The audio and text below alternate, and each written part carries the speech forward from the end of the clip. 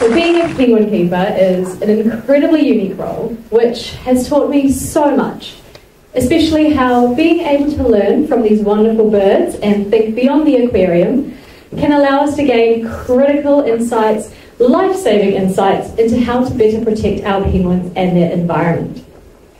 Now, when we think of penguins, we think of whimsical, waddling, tuxedo-wearing, belly-sliding bundles of cuteness. But penguins are so very much more than that. Penguins are incredibly unique animals, superbly adapted to some of the most inhospitable of environments on this earth. Penguins carry nutrients between the land and the sea, enriching and fertilizing them both in the process. Areas in which penguins thrive indicate healthy, biodiverse ecosystems, which is why penguins are known as key bioindicators of environmental trends and changes to our climate. Global warming and climate change are significantly more impactful for these icy inhabitants, as that wonderfully bright reflective sea ice sends the sun's energy back into our rapidly warming atmosphere, which can be incredibly detrimental to these icy inhabitants, particularly those who rely upon sea ice to breed, such as the emperor and Adelie penguins. Now, I have the privilege of caring for two other wonderful penguin species whose differences could not be more black and white. Take our stunning king penguins, for example.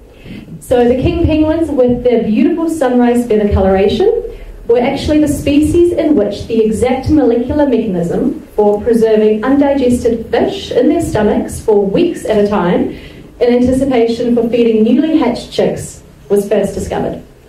So these antimicrobial peptides were then aptly named sphenicins for the penguin family Sphenicidae. Now, penguins are incredibly intelligent and highly curious creatures, which are characteristics that our kings and gentoos love to show off by getting involved in scientific research projects. Now, penguins are in our care for the purpose of education and conservation beyond the aquarium. If we can learn a little bit more about how our penguins can actually see in the world, we can help create a much better and safer world for them. Now, Dr. Peter Haddon is an ophthalmologist at the Eye Institute, who, in between providing vision-saving procedures for humans and also a cataract removal surgery for one of our Gentoo penguins, is completing his PhD on the anatomy and physiology of the penguin visual system. So Peter examines penguins' eyes to understand exactly how they work, how they see, and what they can see, in the hopes that understanding these mechanisms can allow us to answer some critical conservation questions. For example, if we can understand a bit more about how exactly our penguins' eyes function, rescues can provide much better, more accurate care and treatment for sick and injured penguins who can then be rehabilitated and released. And if we can understand a bit more about how our penguins can actually see and hunt through the moana, we can help learn how to warn them away from fishing gear. So penguins and other seabirds often become entangled in commercial fishing gear as bycatch, or through ghost fishing, which is where discarded fishing gear continues to catch and harm sea life. So if we can learn a little bit more about how they actually see these obstacles, we can help them avoid them. Now, here we can see that penguins can actually detect ultraviolet light and see into the ultraviolet spectrum, as this cheeky little Gentoo penguin is following the projections of a UV torch, which us mere humans cannot see. And we know that being able to detect ultraviolet light certainly helps them to see better in deeper waters. By projecting different thicknesses of stripes against a blank wall at varying frequencies, we can also determine the acuity of penguins' vision. So essentially, the thinner the stripe they see, the better and more acute their vision, which is information that can also be relayed to fishing companies to help them modify the thicknesses of the nets and the lines they use to prevent penguins and other seabirds from becoming bycatch altogether. Now, Ariel Heswell is a PhD student at the University of Auckland who is studying seabird sensory ecology, which explores how seabirds interact with their environment using their varied sensory perspectives, such as a very keen sense of smell, complex vocalizations, and of course very acute visual capabilities. Ariel is particularly interested in the impacts of light and plastics on our penguins, which is where our penguins come into play. So penguins and other seabirds, they can often accidentally ingest plastics. Plastics can move through the water in very similar ways to, or even smell just like prey items, or even just appear interesting enough to serve as nesting material. And we know that plastics is an incredibly detrimental and all too common issue for our sea life. So Ariel wonders if penguins and other seabirds perhaps have any colour preferences which could be exacerbating these negative correlations. So she's conducted these neat little colour trials with our penguins. Essentially, this wooden board with 4 different coloured plastic bottle caps was placed around different areas of our penguins' habitats, and Ariel recorded which coloured bottle cap was interacted with and how frequently to determine if perhaps there were any colour preferences. So as you can see, our Gentoo penguins were much more involved in this research than our king penguins were, and though Ariel is still analysing the data, so far it does appear as though the white coloured plastic bottle cap was interacted with most frequently and perhaps preferred. But as always, we need to dive beyond what current research we have and get a little bit more data. Ariel also analyses the colours of the plastics that are found in our seabirds' guts, which, interestingly, has overwhelmingly also been white in colour. Now, Ariel hopes to use the information and findings from her research to again inform fishing companies to modify what gear they use, to perhaps warn penguins away with certain colours that they are not attracted to, and keeping away those colours that they are perhaps more attracted to. Now, research like Peter's and Ariel's is of course just the tip of the iceberg, but if we can learn a lot more about how our penguins can see in the world, what exactly they can see, and if there are any preferences for colours and certain items, then once again we can help protect their environments and preserve their populations and transfer these findings to protecting the rest of Aotearoa's taonga wildlife.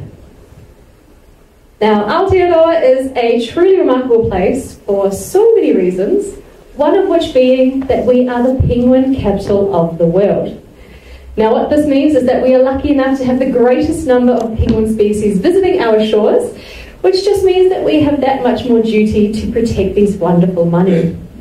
Now, 13 of the 18 species of penguins, although this number is still widely debated by many scientists, have been recorded in the New Zealand region, and that includes our sub-Antarctic islands and the Ross Dependency in Antarctica itself. Now, 9 of those 13 penguin species spend their time breeding here in Aotearoa. And in addition to the time spent on land, digging burrows, building nests, incubating eggs, rearing chicks, and strengthening partnerships, penguins also spend several more weeks at a time on land whilst molting. So replenishing all of their feathers very drastically and dramatically all at once every single year. Penguins are completely land-bound during a very energetically expensive time, and they often look very ragged and sick. Now, this leaves them incredibly vulnerable to human disturbances, usually just by people who are trying to help, thinking that they're rescuing a sick or injured penguin, and also to land predators, the most destructive of which being stoats, rats, and dogs. Now, stoats and rats will invade penguins' nests and burrows, predating upon their eggs and their chicks. Penguins have the honour of being a lot of people's favourite animals, but unfortunately some of our other favourite animals, our beloved pet dogs, can be the biggest threats to our wild penguins. Even the smallest of dog bites could be fatal to a wild penguin, and no one wants their beloved animal to be responsible for the death of another beloved animal. So one of the most important things that can be done is just ensuring our dogs are on leashes on beaches where we know that penguins rest and nest. And this will help to create a harmonious coexistence for all of Aotearoa's taonga wildlife. Now, you may be familiar with one of the rarest species of penguin in the entire world, and Aotearoa's only unique species of penguin, endemic to us, which is really special, and that is the hoiho, or yellow-eyed penguin.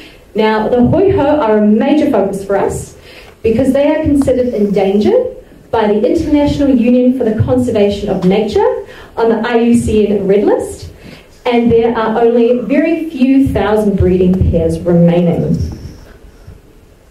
Now, there is a wealth of organisations and groups who do incredible work out in the field to protect this taonga species, And I would like to highlight two of them in particular: Penguin Rescue and the Wildlife Hospital in Dunedin.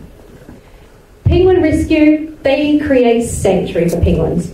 They minimise their disturbances, maximise the breeding success and output, and improve their management through research.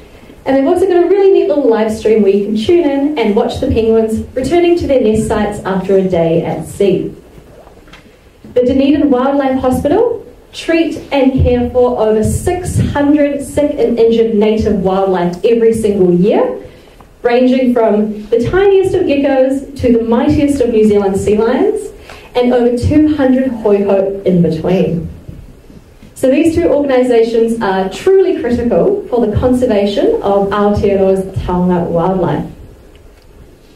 Now, as this really gorgeous video my team has made place behind me here, you'll see just how our ambassador penguins put their best feet forward, quite literally, creating wonderful artwork to help fundraise for these two incredible charities.